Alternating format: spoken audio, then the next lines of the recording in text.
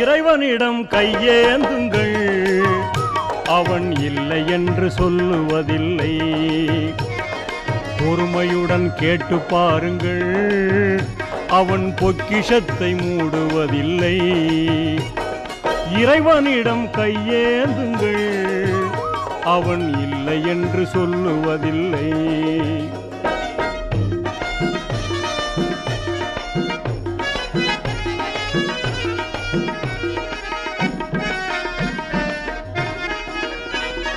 இல்லை என்று சொல்லும் மனம் இல்லாதவன், ஈடு இணை இல்லாத கருணை உள்ளவன், இன்னல் பட்டு எழும் குரலை கேட்கின்றவன், எண்ணங்களை இதயங்களை பார்க்கின்றவன். இறைவனிடம் கையேந்துங்கள், அவன் இல்லை என்று சொல்லுவதில்லை.